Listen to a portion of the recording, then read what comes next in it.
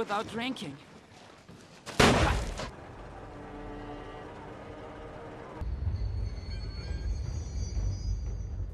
Amen adalah film produksi tahun 2002. Bercerita tentang Kurt Gerstein, seorang ahli kimia SS yang menemukan teknologi pemurnian air dan pemasok zat Zyklon B. Tapi dia baru mengetahui, ternyata Zyklon B yang dia pasok digunakan untuk memusnahkan kaum Yahudi. Gerstein mencoba untuk memberitahu semua orang tentang kekejian Nazi pada zaman itu, tapi tidak seorang pun menghiraukannya. Tanpa berlama-lama lagi, langsung saja inilah dia kisahnya. Tahun 1940, warga Jerman tumpah ruah ke jalan. Mereka bersorak-sorai menyambut kemenangan Jerman. Di antara mereka, terdapat pula orang-orang dengan kelainan mental yang ikut bergembira. Setelah melihat parade di jalan, mereka semua antri untuk mendapatkan pengobatan. Setelah dokumennya diperiksa, mereka semua diangkut dengan bus ke sebuah rumah sakit. Sesampainya di rumah sakit, pakaiannya dilepas dan dimasukkan ke sebuah ruangan.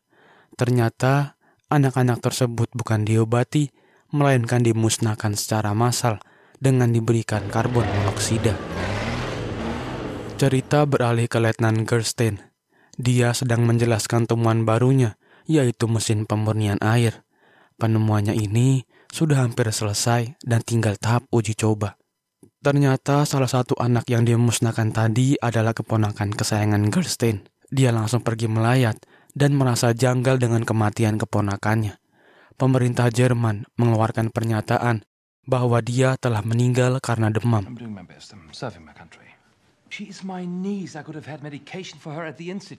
Pendeta gereja Protestan juga menyadari hal yang sama dan mencium adanya program eutanasia oleh Hitler. Di sisi lain, Uskup Berlin yaitu Monsignor von Galen melakukan protes kepada pemerintah Jerman perihal rumor eutanasia yang berkembang di masyarakat. Setelah mengajukan protes ke pemerintah Jerman, Uskup von Galen berkhotbah dan menyiarkan kekejian Jerman ini kepada seluruh umat. Dia melaporkan data orang cacat yang dieutanasia. Cerita beralih ke Gerstein. Dia ditugaskan ke Polandia untuk menguji coba penemuannya. Dia pun langsung berangkat dan sesampainya di Polandia, Gerstein langsung mencoba mesin buatannya.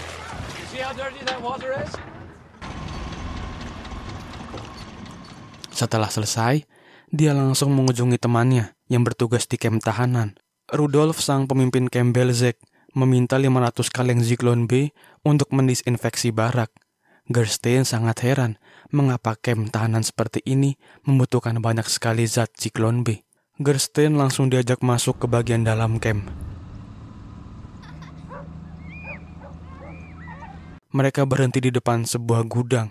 Salah satu pasukan SS memasukkan Zyklon B dari cerobong asap. Dan betapa terkejutnya Gerstein, ternyata Zyklon B yang dia pasok digunakan untuk memusnahkan manusia. Gerstein langsung memutuskan untuk pulang hari itu dengan keadaan syok.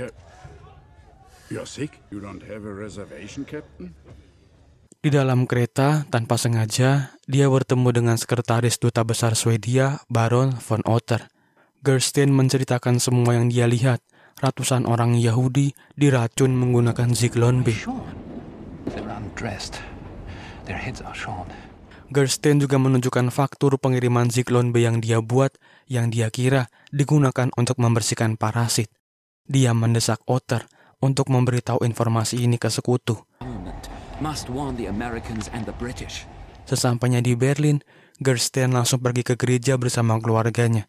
Dia menceritakan semua yang dia lihat di kamp kemarin. Tentu saja, mereka harus bertindak dengan melakukan protes. Keesokan harinya, Gerstein mengabarkan hal tersebut kepada Nuncio atau Duta Besar Vatikan di Berlin. Dia menceritakan setiap detail kekejian SS di kamp konsentrasi dan meminta agar Yang Mulia Paus Pius XII dapat mencegah pembunuhan massal ini.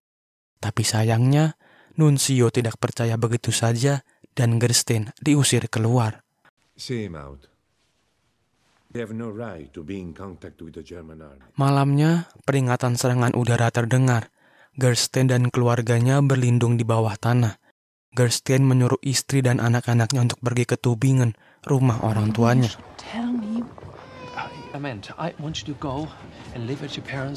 Dia pun bingung dengan keputusan Gerstein dan curiga bahwa dia berselingkuh. Gerstein hanya tertawa mendengar prasangka dari istrinya. Pagi hari setelah pemboman, seorang dokter SS mendatangi rumah Gerstein yang setengah hancur. SS meminta Gerstein untuk menjadi pemasok Zyklon B di Cekoslovakia. Gerstein bertanya-tanya kenapa dirinya yang dikirim ke sana. Beban moral Gerstein bertambah berat sejak dia mengetahui bahwa zat Zyklon B yang dia pasok digunakan untuk membunuh manusia. Bersamaan dengan pulangnya dokter tersebut, seorang pastor yang juga asisten nuncio bernama Ricardo Fontana datang. Dia tertarik untuk mengusut kasus kemanusiaan ini dan melaporkannya ke Bapa Suci, Paus Pius XII. Kebetulan ayah dari Fontana sangat dekat dengan Bapa Suci. Gerstein heran mengapa gereja Katolik belum mendengar berita ini. Gerstein mulai menceritakan segala kejadian di kem waktu itu, dengan harapan Vatikan dapat mengutuk tindakan keji Hitler. Setelah mendengar berita dari Gerstein, Ricardo langsung pergi ke Vatikan untuk menceritakan hal ini. Sesampainya di Vatikan, dia melihat Bapa Suci yang terlihat sibuk dengan tamu kenegaraannya. Dia pun memutuskan untuk bertemu ayahnya terlebih dahulu. Ricardo langsung memberitakan apa yang terjadi sebenarnya kepada orang Yahudi di kem konsentrasi. Ketika sedang berbicara, tiba-tiba seorang kardinal datang. Dia terlihat pro dengan kebijakan Hitler yang sedang berperang melawan Uni Soviet di timur. Ternyata Vatikan memiliki sebuah perjanjian dengan Jerman, sehingga Vatikan sendiri tidak bisa mengajukan protes sembarangan. Perjuangan Ricardo tidak membuahkan hasil. Dia pun menceritakan hal ini kepada sekretaris Duta Besar Amerika Serikat yang kebetulan berkunjung. Dia juga menerima rumor ini, tapi Amerika masih berhati-hati dalam menentukan langkah. Cerita beralih ke Gerstein. Dia baru saja dipromosikan oleh Himmler. Heinrich Himmler. Setelah membacakan suratnya, Gerstein langsung bekerja untuk menginspeksi sebuah ambulan yang berisi penuh Zyklon B. Ternyata terjadi kebocoran dari zat tersebut dan membuat kepanikan di antara mereka. Setelah selesai melakukan pekerjaannya, Gerstein pergi menemui para pemimpin gereja Kristen di Berlin. Tiba-tiba ayahnya masuk dan menganggap Gerstein sudah terkena propaganda Inggris. Gerstein sempat bersitegang dengan ayahnya, dan ayahnya pun pergi diikuti oleh teman-temannya. Struggles against the Nazis are ancient history. Incapable of such atrocities. Tersisa Nyonya Heinz dan Pastor Dibelius yang mendukung Gerstein.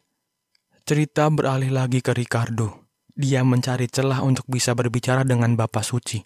Dia pun masuk, lalu mencium tangan Bapa Suci, serta menceritakan segala kejahatan Jerman terhadap Yahudi.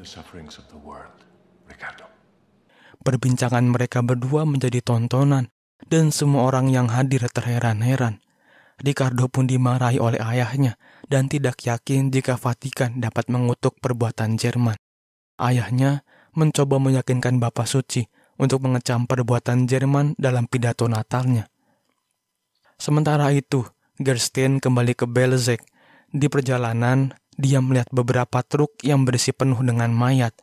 Maksud kedatangan Gerstein adalah untuk mengirim zat Zyklon B walaupun terpaksa. Gerstein melihat dengan mata kepalanya sendiri betapa menyedihkannya kem konsentrasi Belzec. Malam Natal tahun 1942, Gerstein sedang berpesta bersama teman-temannya. Tiba-tiba Ricardo datang untuk menerjemahkan pidato Natal dari Bapa Suci. Mereka berdua menunggu dengan sabar kalimat kecaman untuk kejahatan yang dilakukan Jerman di kem konsentrasi. Charity and prayer. Tapi setelah sekian lama menunggu, tidak ada kata-kata yang menyinggung Yahudi. Ricardo menyarankan Gerstein untuk pergi ke Vatikan dan menceritakan sendiri kejadian yang terjadi kepada Bapa Suci. Ricardo pun kembali ke Vatikan dan kecewa dengan isi dari pidato Bapa Suci yang tidak menyinggung masalah Yahudi sama sekali.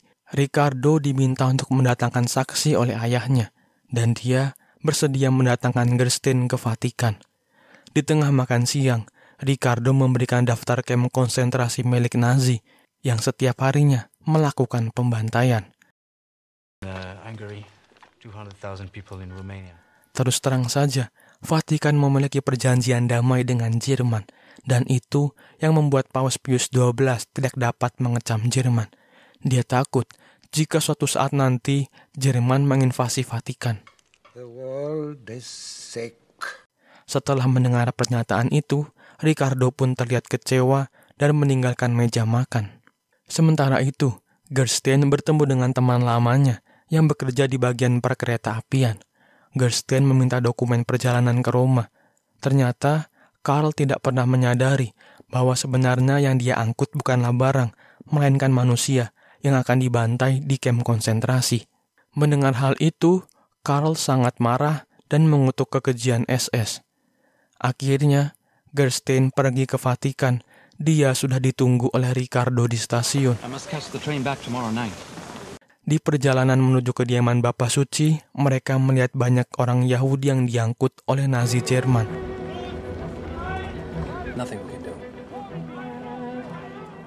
Beberapa orang Yahudi bersembunyi di rumah Fontana. Kediaman Paus sudah dipenuhi oleh para Yahudi yang kabur dari kejaran Nazi. Singkat cerita, mereka berdua hanya tinggal menemui Paus saja untuk menceritakan semuanya lewat mulut Gerstein. Tapi Gerstein tidak diperbolehkan masuk karena tidak memiliki otoritas yang jelas. Ricardo mencoba untuk masuk ke dalam terlebih dahulu, tapi dia mendengar percakapan antara kardinal dan duta besar Jerman yang berisi protes agar orang Yahudi di Roma tidak ditangkap paksa. Tentu saja permintaan itu ditolak oleh pihak Jerman, dan penangkapan tetap dilakukan sampai malam hari. Pupus sudah perjuangan Gerstein menemui Bapa Suci untuk bersaksi, karena besok hari dia harus kembali ke Berlin. Kali ini, Ricardo sendiri yang memohon kepada Paus Pius XII agar dapat menghentikan pembantaian ribuan orang Yahudi di kem konsentrasi. Mereka semua terlibat dalam sebuah perdebatan panas. Dan karena Ricardo tidak menemukan titik terang, dia pun membuka identitas aslinya sebagai imam Yesuit Yahudi. Pantas saja, Ricardo adalah satu-satunya imam Katolik di Jerman yang membantu Gerstein dalam membuka kedok kejahatan SS. Singkat cerita, Ricardo ikut ke dalam rombongan Yahudi di stasiun.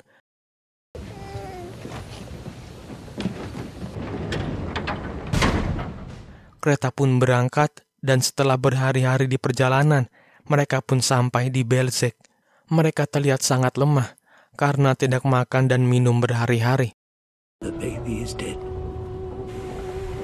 Penjaga kem di sana sangat heran mengapa imam Katolik ikut bersama para Yahudi. Ricardo pun dibawa ke Dr. Hering, pemimpin kem itu, karena dirasa dalam waktu 6 bulan lagi Jerman akan mengalami kekalahan. Dia meminta Ricardo untuk memberinya tempat perlindungan di Vatikan, dan sebagai gantinya, Ricardo akan dibebaskan dari sana. Tentu saja Ricardo menolak dan lebih memilih untuk mengikuti nasibnya. Di sisi lain, Gerstein memalsukan tanda tangan Himmler demi bisa pergi ke Belzec dan menyelamatkan Ricardo. Seluruh pemimpin kem terlihat ketar-ketir, ditambah lagi kondisi Jerman yang sudah terdesak oleh Uni Soviet di timur.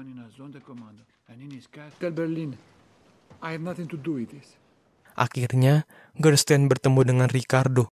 Kondisinya terlihat sangat memprihatinkan.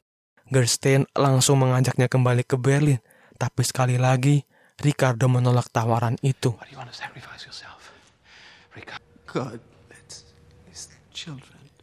Tiba-tiba saja Dr. Hering datang dan menyadari bahwa surat tersebut adalah palsu. Ricardo pun dibawa kembali ke barak, sedangkan Gerstein kembali ke Berlin. You'll get faster to heaven. Di jalan, dia melihat banyak sekali mayat Yahudi yang dibakar untuk menghilangkan jejak. Hering mengajak Gerstein untuk kabur ke Roma karena kekalahan Jerman sudah di depan mata.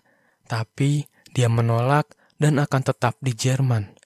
Singkat cerita, di tengah kondisi kekalahan Jerman, Gerstein menyempatkan diri untuk menemui keluarganya.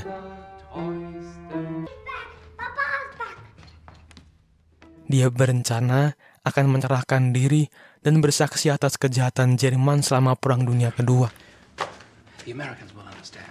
Dia mencium istrinya untuk terakhir kali dan pergi meninggalkan mereka.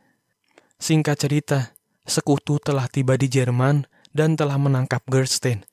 Gerstein menulis laporannya mengenai kejahatan SS di kamp konsentrasi. Setelah itu, dia memilih gantung diri karena perasaan bersalahnya yang besar. Di sisi lain, Hering berhasil kabur dari tanggung jawabnya dan pergi ke Argentina lewat Vatikan. Lalu, film pun berakhir. Laporan dari Gerstein sangat berguna untuk mengungkap kekejaman Jerman yang terjadi selama Perang Dunia Kedua.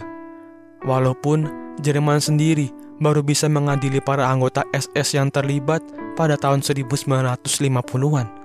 Segitu aja alur cerita film kali ini. Semoga kalian suka dan sampai jumpa di video seru lainnya.